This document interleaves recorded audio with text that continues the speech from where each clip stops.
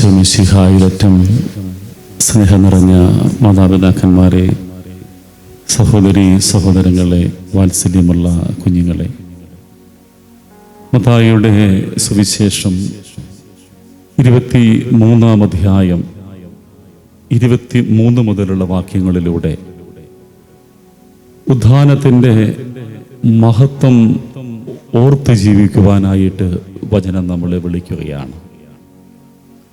ഈ തിരുവചന ഭാഗത്തിൻ്റെ പശ്ചാത്തലം ഈശോയെ വാക്കിൽ കൊടുക്കുവാനുള്ള സദുക്കായരുടെ പരിശ്രമമാണ്. അതിനവർ പഴയ നിയമത്തെ കൂട്ടുപിടിക്കുകയാണ്. നിയമാവർത്തന പുസ്തകത്തിൻ്റെ 25-ാം അധ്യായത്തിൽ നമ്മളിങ്ങനെ വായിക്കുന്നുണ്ട്. സഹോദരങ്ങൾ ഒന്നിച്ച് ജീവിക്കുന്നിടത്ത് ഒരാൾ വിവാഹം ചെയ്തു, ആ ആൾ മക്കളില്ലാതെ മരിച്ചു കഴിഞ്ഞാൽ അദ്ദേഹത്തിൻ്റെ ഭാര്യയെ സഹോദരൻ സ്വീകരിക്കണം. ഇങ്ങനെ സ്വീകരിക്കുന്നില്ലെങ്കിൽ ഈ വിധവയാകുന്ന സ്ത്രീ ശ്രേഷ്ഠന്മാരോട് പരാതി പറയണം. അവരിദ്ദേഹത്തെയും വിളിച്ചു ചോദിക്കും. എന്നിട്ട് തെരുവിലേക്ക് വന്നു നിന്നുകൊണ്ട് ഈ സ്ത്രീ ചെയ്യേണ്ട ഒരു കാര്യമുണ്ട്. ഈ ആളിൻ്റെ കാലിലെ ചെരുപ്പഴിച്ച് മാറ്റും. എന്നിട്ട് മുഖത്ത് തുപ്പിക്കൊണ്ട് പറയും, സഹോദരൻ്റെ ഭാര്യയെ സ്വീകരിച്ച് മക്കളെ ജനിപ്പിക്കാത്തവനെന്ന്. അവൻ പിന്നീട് അറിയപ്പെടുന്നത് ചെരുപ്പ് അഴിക്കപ്പെട്ടവൻ്റെ ഭവനമെന്നാണ്. ഇത് പഴയ നിയമത്തിൻ്റെ പശ്ചാത്തലമാണ്. ഇതിനെ ചുവട് പിടിച്ചുകൊണ്ടാണ് വാക്കിൽ കൊടുക്കാനായിട്ട് വന്നിട്ട് ചോദിക്കുന്നുണ്ട്. അവരുടെ കഥയിൽ 7 പേരാണുള്ളത്. 7 പേരും മരിക്കുന്നു, ഈ സ്ത്രീയും മരിക്കുന്നു. ഉദ്ധാനത്തിൽ ഇവര് ആരുടെ ഭാര്യയാകും? ഉദ്ധാനമെന്നുള്ള മഹാരഹസ്യം മനസ്സിലാക്കാതെ പോയാൽ പിന്നെ മനുഷ്യന്റെ ജീവിതം വല്ലാത്തൊരു ഭാരമാണ്. എമ്മാവൂസിലേക്ക് പോയ 2 ശിഷ്യന്മാരെ കാണുന്നു. അവർക്ക് ഉദ്ധാനം എന്നുള്ളത് അല്പം പോലും മനസ്സിലാകുന്നില്ല. അതുകൊണ്ട് തന്നെ ആ ഈസ്റ്റർ ഞായറാഴ്ച അവർ തിരിച്ചു നടക്കുകയാണ് എമ്മാവൂസിലേക്ക്. പോകുന്ന വഴിയിൽ തർക്കിക്കുന്നു. അവർ വല്ലാതെ ദുഃഖിതരാണ്. ഉദ്ധാനം എന്ന മഹാരഹസ്യം മനസ്സിലാകാതെ പോകുന്ന മനുഷ്യരുടെ ജീവിതത്തിലെ സാധാരണ ഭാവം ഇതാണ്. അസ്വസ്ഥതയുടെയും സങ്കടത്തിൻ്റെയുമായൊരു അവസ്ഥയിലൂടെയാകും ഞാനും നിങ്ങളിലും കടന്നു പോകുക. കാരണം ഉദ്ധാനം നമുക്ക് തരുന്ന ഒരു വലിയൊരു ആനന്ദമാണ്. നമ്മുടെ പരിശുദ്ധ കുർബാനയിൽ നമ്മൾ ആവർത്തിച്ച് പ്രാർത്ഥിക്കുന്ന പ്രാർത്ഥനകൾ ഈ ഉദ്ധാനത്തെക്കുറിച്ചുള്ള ചിന്തകളാണ്. അങ്ങ് ഉയർപ്പിക്കുമെന്ന പ്രതീക്ഷയിൽ മരിച്ചവരെല്ലാവരും നിദ്ര ചെയ്യുകയാണ്. ബലിപീഠത്തിലേക്ക് പ്രവേശിച്ചിട്ട് പുരോഹിതൻ പ്രാർത്ഥിക്കുന്ന പ്രാർത്ഥനയതാണ്. ഉയർപ്പിക്കുമെന്ന പ്രതീക്ഷയിൽ മരിച്ചവരെല്ലാവരും നിദ്ര ചെയ്യുന്നു. വിശ്വാസ പ്രമാണം പ്രാർത്ഥിക്കുമ്പോൾ നമ്മൾ പ്രാർത്ഥിക്കുകയാണ്, ശരീരത്തിന്റെ ഉയർപ്പും നിത്യായുസ്സും ഞങ്ങൾ പ്രഖ്യാപിക്കുന്നു. ഓരോ പരിശുദ്ധ കുർബാനയിലും നമ്മൾ ഏറ്റുപറയുകയാണ്, ഉദ്ധാനമെന്നുള്ള മഹാരഹസ്യം, ശരീരത്തിന്റെ ഉയർപ്പ്. ആ ഒരു വിശ്വാസം നഷ്ടപ്പെട്ടു പോയാൽ പിന്നെ ജീവിതം കൊച്ചു സന്തോഷങ്ങളുടെ ആഘോഷമായിട്ട് മാറും. നമ്മൾ ആരെങ്കിലും എല്ലാ ദിവസവും മരണത്തെക്കുറിച്ച് ഓർക്കാറുണ്ടോ? ഒരു ദിവസം ഒരു തവണയെങ്കിലും മരണത്തെക്കുറിച്ച് ഓർക്കാറുണ്ടോ? ഇല്ലായിരിക്കുമല്ലേ?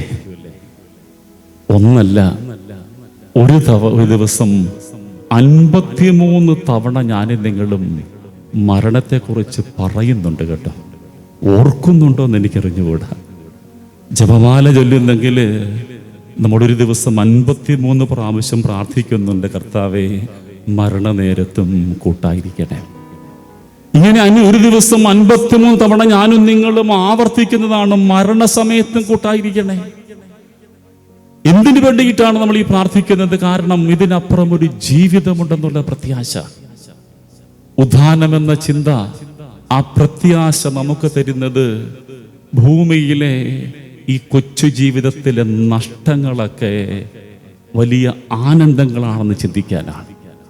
ഈ കൊച്ചു ജീവിതത്തിലൂടെ കടന്നു പോകുമ്പോൾ ഞാനും നിങ്ങളും കടന്നു പോകുന്ന കുറെ സങ്കടങ്ങളും ആകുലതകളും ആശങ്കകളൊക്കെയുണ്ട്. അതിനർത്ഥം തരുന്നത് ഈ സങ്കടങ്ങളൊക്കെ സ്വർഗത്തിൽ എനിക്ക് വേണ്ടിയിട്ടുള്ള നിക്ഷേപങ്ങളാണെന്നുള്ള ഓർമ്മയാണ്. ഒരപ്പൻ്റെ 10ാം ചരമവാർഷികത്തിനെത്തിയ മക്കള് പള്ളിയിലെ കുർബാന ഓഫീസ് കഴിഞ്ഞിട്ട് കാണാൻ വന്നു.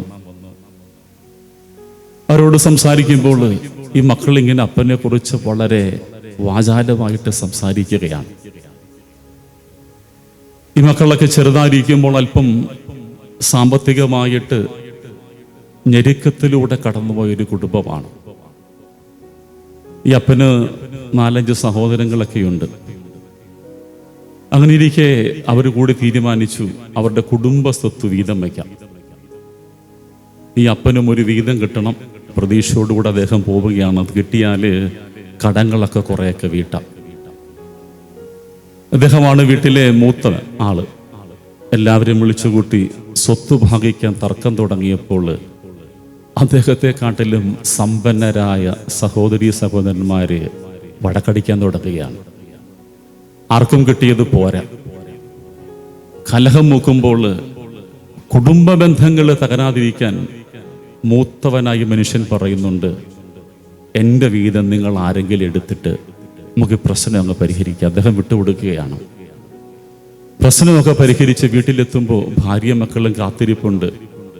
കിട്ടുന്ന വീതത്തിൽ നിന്ന് എന്തെങ്കിലുമൊക്കെ കടം വീട്ടണം, മക്കളുടെ പഠനമൊക്കെ നടത്താം. തിരിച്ചു വരുന്ന അപ്പനോട് മക്കൾ ചോദിക്കുന്നുണ്ട്, അപ്പം നമുക്കെന്താ വീതം കിട്ടിയത്?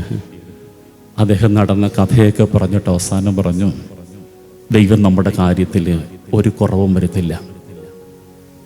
കടബാധ്യതകളുടെ നടുവ് നിൽക്കുന്ന മനുഷ്യൻ മക്കളോട് പറഞ്ഞു കൊടുക്കുകയാണ്, ദൈവം നമ്മുടെ കാര്യത്തിൽ ഒരു കുറവും വരുത്തില്ല. ഈ മക്കളൊക്കെ പഠിച്ചു ഒരു നല്ല നിലയിൽ എത്താൻ തുടങ്ങുമ്പോൾ ഈ അപ്പൻ പെട്ടെന്ന് മരണമടയുകയാണ്. ഈ അപ്പൻ്റെ 10ാം ചരമദിന വാർഷികത്തിലെത്തിയ മക്കൾ പറയുന്നു, അച്ഛാ, അപ്പൻ കൈവിട്ടതൊക്കെ സ്വർഗത്തിൽ നിക്ഷേപിക്കുകയായിരുന്നു. അപ്പൻ കൈവിട്ടതൊക്കെ സ്വർഗത്തിൽ നിക്ഷേപിക്കുകയായിരുന്നു. ദാരിദ്ര്യത്തിന്റെയും സങ്കടത്തിന്റെയും പടുകുഴിയിലൂടെ കടന്നുപോയ ഞങ്ങൾ ഇന്ന് സമ്പന്നരായിട്ട് മാറിയച്ച ഞങ്ങളുടെ കുടുംബം, ഞങ്ങൾ 5 പേരും ഇന്ന് സമ്പന്നതയിലാണ് ജീവിക്കുന്നത്. ഞങ്ങളുടെ അപ്പൻ കൈവിട്ടതൊക്കെ സ്വർഗത്തിൽ നിക്ഷേപിക്കുകയായിരുന്നു. ഇതാണ് ഉദ്ധാനമെന്ന പ്രതീക്ഷയുള്ളവന്റെ ജീവിതം. നിങ്ങളെക്കുറിച്ച് വിശുദ്ധ കുർബാന അർപ്പിക്കുമ്പോൾ ഉദ്ധാനത്തിന്റെ മഹത്വത്തിൽ അവനോടൊപ്പം ഉയർക്കാമെന്ന പ്രതീക്ഷയിൽ ബലിയർപ്പിക്കുമ്പോൾ നമുക്കൊക്കെ ഒന്ന് പ്രാർത്ഥിക്കാം. ഈ ജീവിതത്തിൽ ഈ ശരീരം അവനോടൊപ്പം ഉയർക്കപ്പെടേണ്ടതാണ്, രൂപാന്തരപ്പെട്ടുകൊണ്ട്. ആ രൂപാന്തരത്തിൽ അവനോടൊപ്പം സ്വർഗത്തിന്റെ മഹത്വം അണിയാനായിട്ട് ഈ കൊച്ചു ജീവിതത്തിലെ സങ്കടങ്ങളൊക്കെ സമർപ്പിച്ച് നമുക്ക് പ്രാർത്ഥിക്കാം. ദൈവം നമ്മെ സമർത്ഥമായി അനുഗ്രഹിക്കട്ടെ. ആമേൻ.